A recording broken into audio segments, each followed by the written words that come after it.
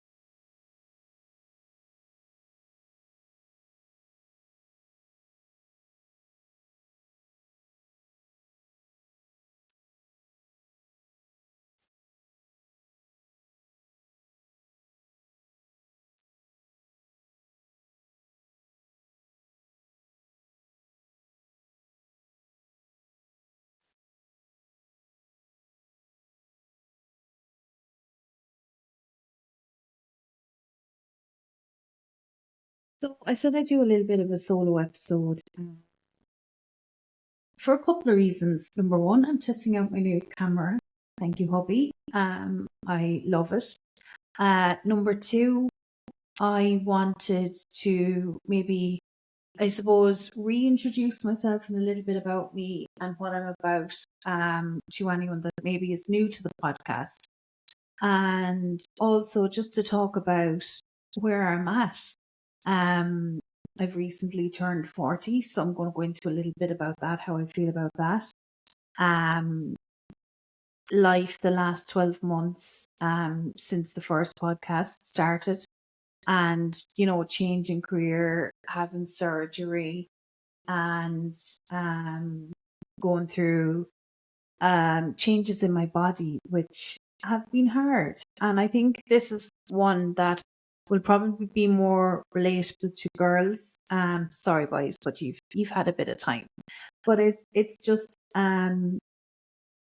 sometimes I think us girls need to acknowledge that it's a shitty time when your body changes and you're not the skinny, perfect, clear skin 20 something year old you were. And I think, especially when you turn 40, you're very aware that you're going into a new chapter in your life and a new adventure. And yeah, it's been an interesting one.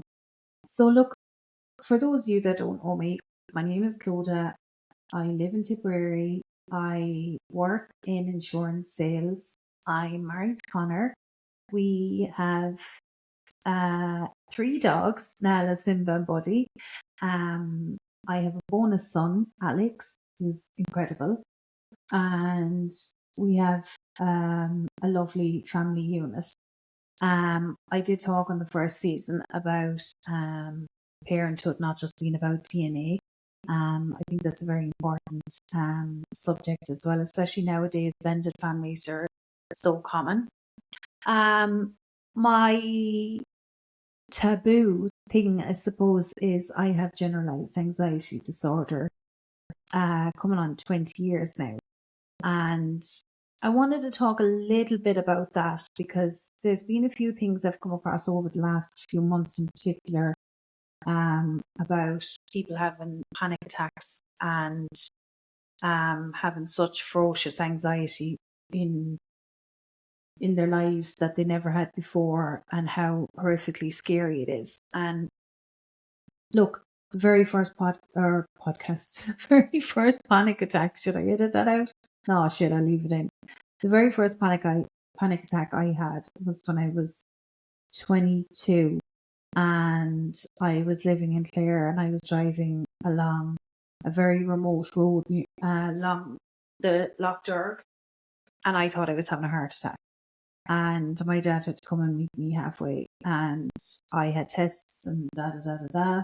I was told it was a panic attack, and it was left at that. I had a few tablets thrown at me that I didn't take, and I got on with my life. I was 21, and I really wanted to not be a freak, because that's what I felt like. I felt like I was a freak. I didn't know what the fuck a panic attack was. I'd never heard of it. I didn't know anyone that had it, and I didn't want to be fucking different. I didn't want that attached to me. So I carried on. And what really helped me, funnily enough, well, not funnily enough, but I'm seeing this as a pattern and a trend. What helped me in my 20s was every time Clodagh was drunk, she had no anxiety. So by God did I party. Every time I felt that little bit of anxiety, I had a drink. Every time I felt I was going to have a panic attack, I had a drink. Every time I went out, I drank to excess. And I think this is the first time I've actually ever properly talked about that. But when you're that young and mental health is something that's not discussed, and you don't know what exactly it is that you're going through, you don't want to be associated with it. You're 21, you're living your life, you're young, you're free, you're single. All you want to do is like have fun and be normal. And I didn't feel normal, but I felt normal when I was partying and I was drunk and I was having a great time.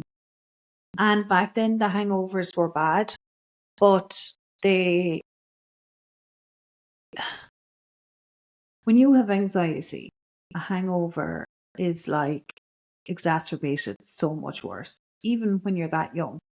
And it just prolonged the anxiety for me. And I thought I was doing myself a favor. It was easy, it was accessible, it was cheap.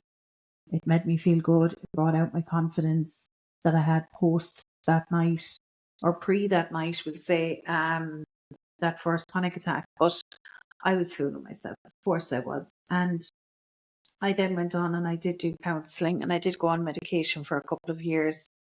I still always would find that alcohol definitely helped. And I probably felt my least anxious when I had a couple of drinks down. Looking back, that could have become a major problem for me. And I certainly went through periods where I relied too much on it. And, I was like, well, I'm not an alcoholic. I don't wake up in the morning and I don't crave drink or whatever. But I was alcohol dependent because every time I felt anxious, I had a drink. And I would live for like getting home on a Friday evening or on a Thursday evening to have that drink, so to take the edge off. And yeah, this is actually the first time I've ever spoken about that. But oh my God, I cannot express now, looking back, how bad that was for me. I was fooling myself. It prolonged my anxiety. It exacerbated it. It put me down deeper in a hole of where I isolated myself from the truth and from what was really going on in my head. But counselling helped a lot. Going to my first counselling from about 26 to maybe 30 was fantastic. It opened my eyes to a lot, and I had to deal with some childhood trauma and face it head on, which I had never done before. And I'm so grateful for that, because that's when I started to learn. And that's where my life experience began. And I don't have a qualification in mental health. I don't have a degree or a certificate that says I'm a mental health professional. I'm not. But I'm an expert in my own mental health and my own journey. And in particular, over the last number of years, because I went on from 30 onwards doing great and doing fantastic.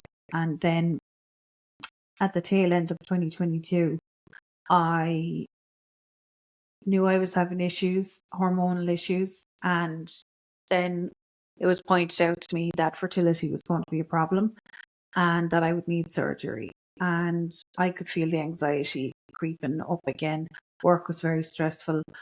There was a lot of mitigating factors that were definitely pushing me down, and I could feel it. And in all my years and all my experience that I thought I had anxiety like down. I hadn't had a panic attack in a number of years. And I was clean living. I mean, I became an accidental pioneer around 2020, I suppose when COVID hit. And it's honestly the best decision I ever made for myself, for a million reasons.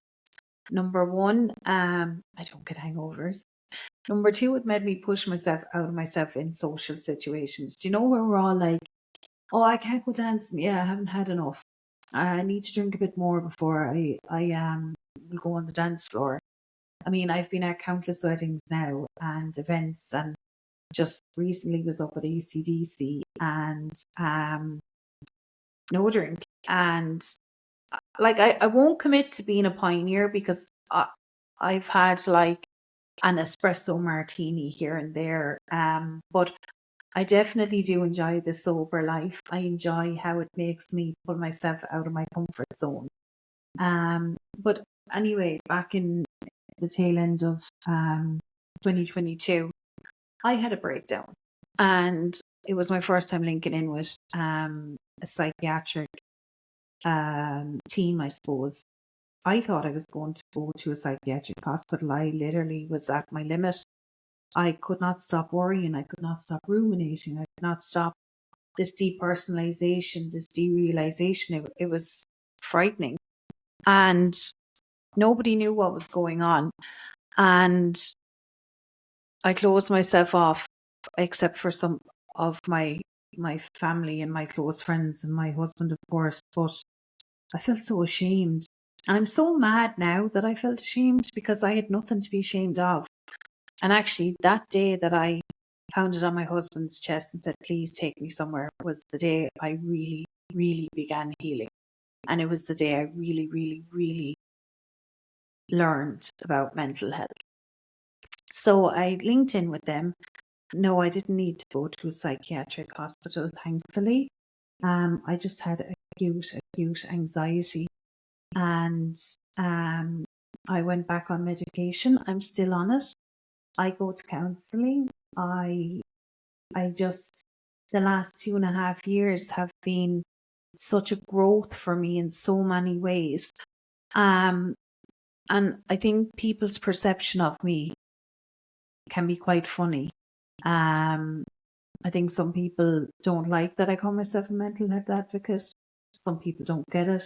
Some people think maybe I'm not being real or whatever. But the main thing about all of that is that I don't fucking care anymore.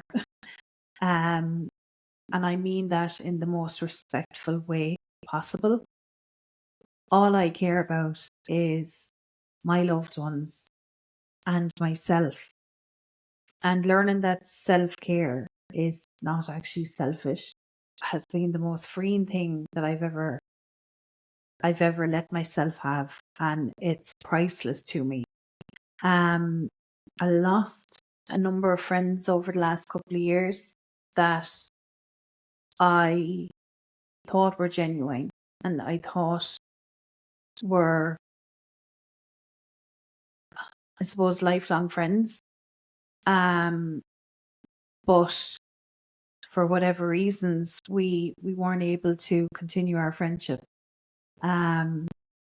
Maybe they weren't able to cope with what I was going through. They had their own lives anyway. Everybody does, and that's okay. That is totally okay. You're not going to be everybody's cup of tea, and life humbles you sometimes, and life changes your perspective on a lot of things. So yeah, it is sad. Some people I'm so sad I lost. Some people I lost for a reason, thankfully. But the amount of amazing people that have come into my life, rekindled friendships, new friendships, that I just I love the safe space I've created in my life, um, surrounded by people that I know love me as much as I love them. That like we go hard for each other. We're there. We're goofs. We're messers. We can cry. We can laugh. We can do um whatever we need. And I respect and love all of you so much. You all know who you are. And I'm always going to be there for you guys, whether we need time out, whether you need to take a step back for whatever reason. I mean, I think true friendship is never having to explain yourself. And if any of my friends are going through it and they need me there holding them in the middle of the night, I'll hold you in the middle of the night. If you need to just not be present for a while and retreat into yourself, I'll be waiting when you're ready to come out with my arms wide open. And that's what I love, and that's what I feel I have as well in my life. Um, my parents and my husband have just been incredibly supportive as well. I love that I can be my true self now. And I think this leads me into turning 40. So much has changed for me this year. I've changed my job. I've started a new podcast. I've turned 40. I've gained weight, which I'll talk about shortly. I've found love for training, in particularly boxing. And yeah, I think I thought that once you kind of hit a certain age, say 30, 35, that's you. That's who you are for the rest of your life. But oh my gosh, it's not. You're just not even beginning. You're only scratching the surface. And I know that even now, who I am right now, I'm not going to be for the rest of my life. A couple of other things that have been massive for me, I suppose, in my recovery over the last 2.5 years. I used to do this thing where I used to video myself talking to myself while I was in an anxious state or after the fact, and reassuring myself. And I stopped doing that around maybe January this year because I don't need to see myself like that. I don't need that to pull me out of an anxious day or an anxious hour. I can pull me out of that.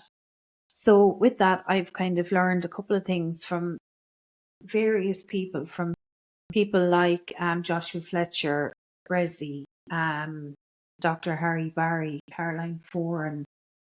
I mean, there's so many experts, books.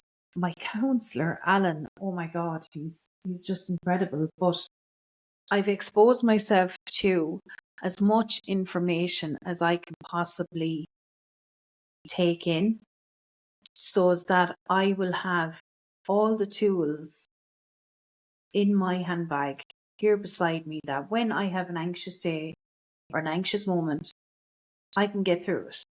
So exposure therapy has been a massive thing for me. And what that is I've been exposing myself to things that I was hiding away from for a long time. Driving certain places, um, only going a couple of miles, having a safety space, and all these crazy things that, not crazy, I don't like that word, all these irrational things that I thought were my safe space. When I realized my safe space is actually within myself, no matter where I am. So like I went up to Dublin earlier this year on my own, and I did something really, really, really cool. Father David Vard was there that day. That's how we met. And not only did I go up, I thrived up there, and that was incredible. I changed my job, something I didn't think I could do because I had gotten comfortable, and that's okay. That's nice, but I knew I was ready for a new adventure and a step up in my career. And if you had said that to me a year and a half ago, I would have said, no fucking way. You wouldn't be able to do that, Chloe. But I did do it. And So far, so good. And please God, it'll stay going that way. Um, so doing these things that I I'd made my world so small for a long time, and I'm sad that I deprived myself and my family, I suppose, as well, and my friends. But that was the headspace I was in. I had this thing also of not liking being alone. I'm being very vulnerable in this podcast episode, but I'm okay with that. Because I think it's important to be real and be straight up about it. I didn't like being alone. I didn't like driving X amount before I'd get anxious. Um, I've been alone multiple times, like normal shit that people can take for granted. And I would have taken for granted once upon a time. But now, thankfully, that's not too much of a problem. Driving can still be a little bit of a thing for me because my very first panic attack was in a car in the middle of nowhere in winter.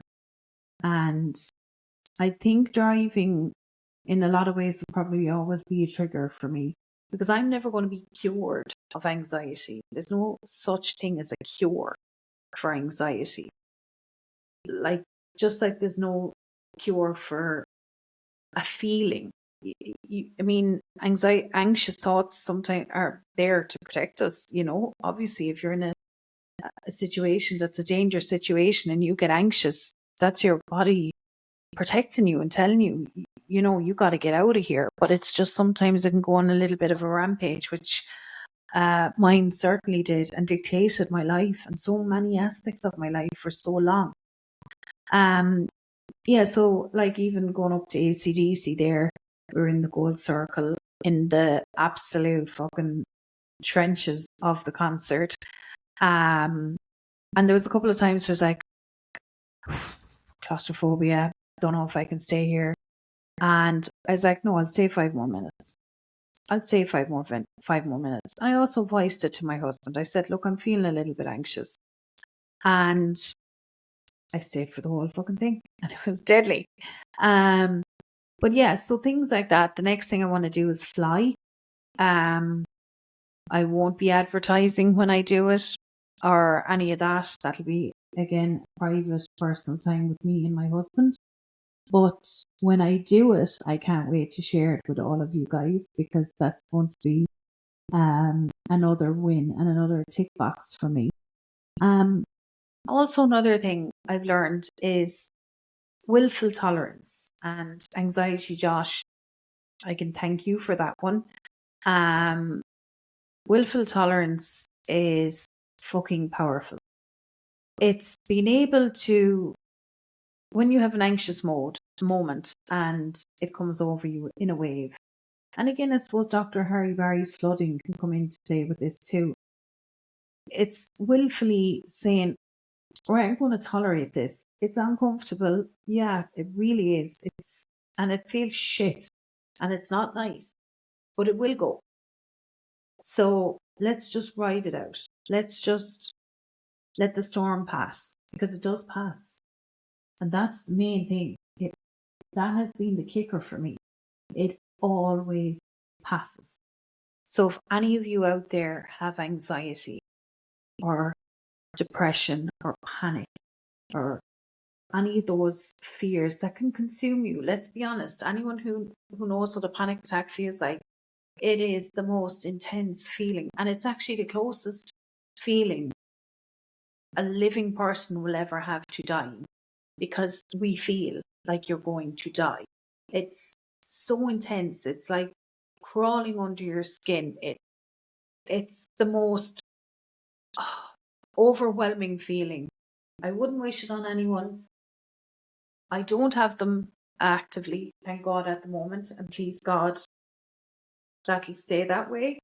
But I never know what the future holds, no more than anyone else. But I know that I can willfully tolerate it. Is it uncomfortable? Fuck yeah. Is it annoying? Yeah. Is it stressful? Yeah. But it is not dangerous. and it is not a forecast of how the rest of your day, the rest of your week, or the rest of your life is going to be, which is why I get over it so much quicker now, thankfully. The other note I down here about myself is I'm learning not to be perfect. A massive thing for me at the moment is insecurity that I'm carrying is my body.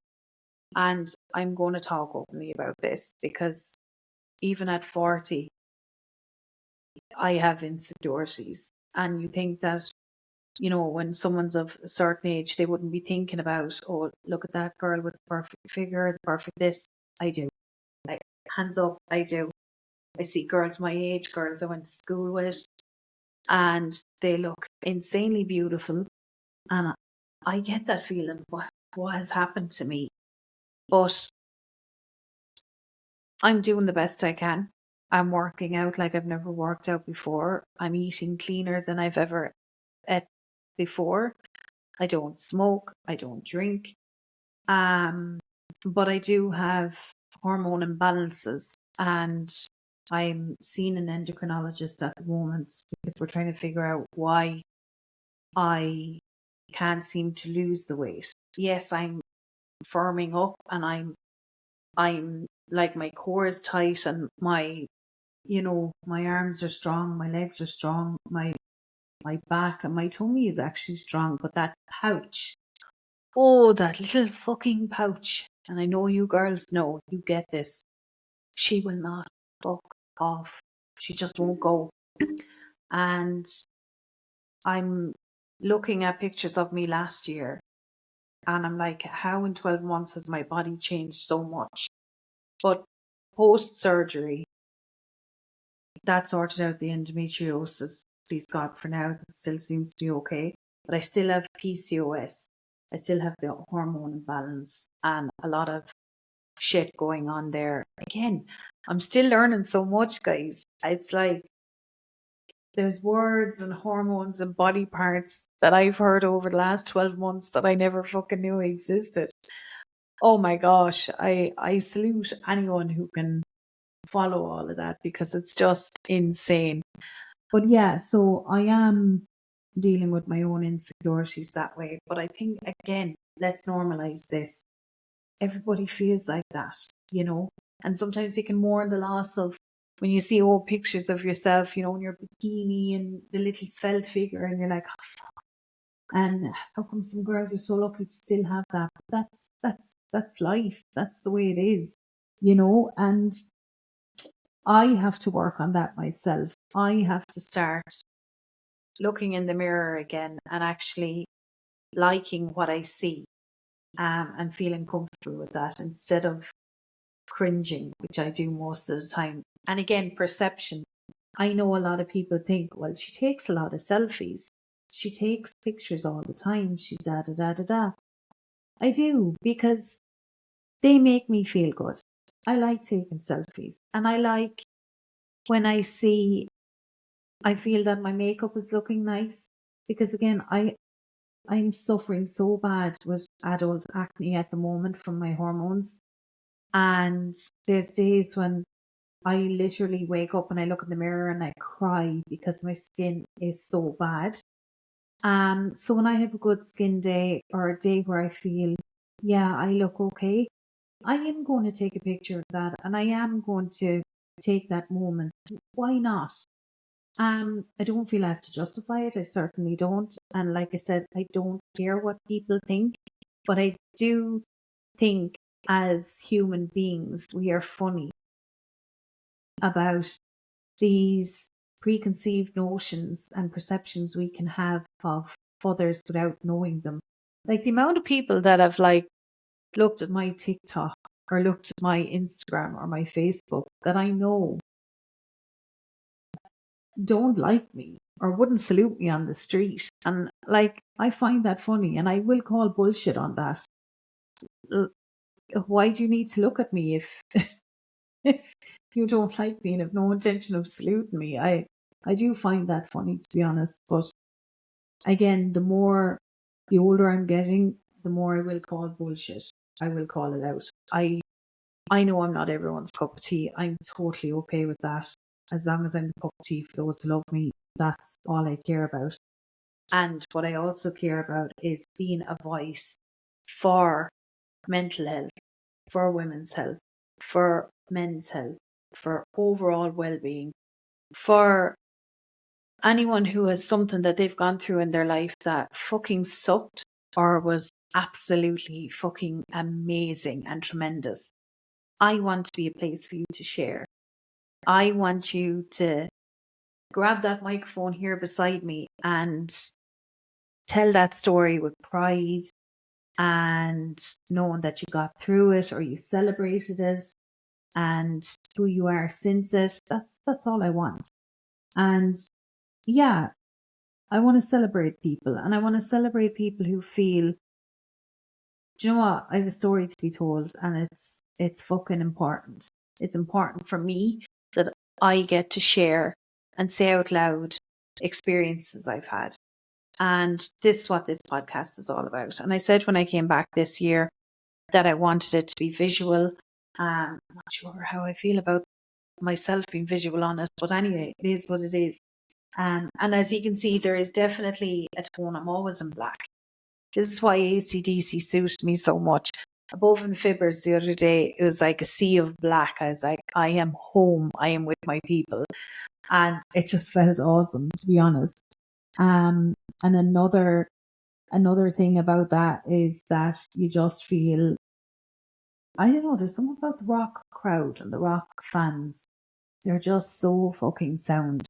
And they love the music so much that there's never, like, I saw no drama, 84,000 people, and I didn't see one argument, one nothing.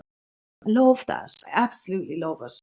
But yeah, so that is it. And I know over the last couple of months, I suppose I caused a bit of controversy on social media, calling out people that were using slurs, drunken slurs, and, you know, calling out people for being gay, black, mentally or physically disabled, being travellers, whatever. And I got a bit of backlash about that and about how I could do something like that when I'm a mental health supposed advocate. I love air quotes when people do that. You're an advocate.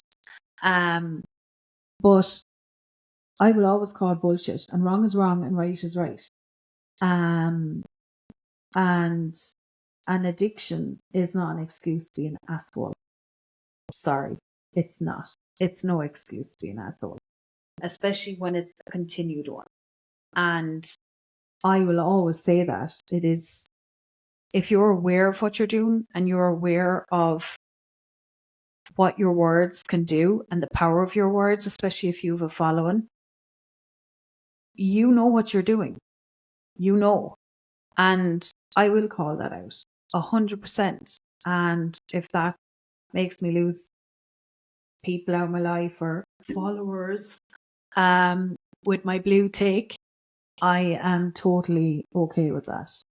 But I will always call bullshit. And I will call myself out too, lads, by the way. I fuck up all the time. I'm so glad I do. Because every time I do is an opportunity for me to learn from it. There are so many things I do wrong.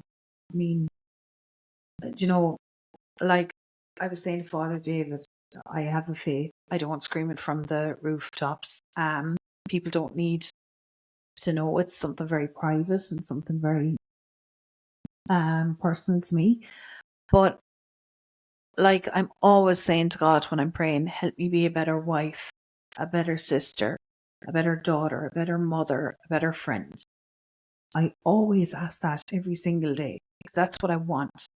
I want to be a better person. And that's why I love doing what I do. I love being on social media.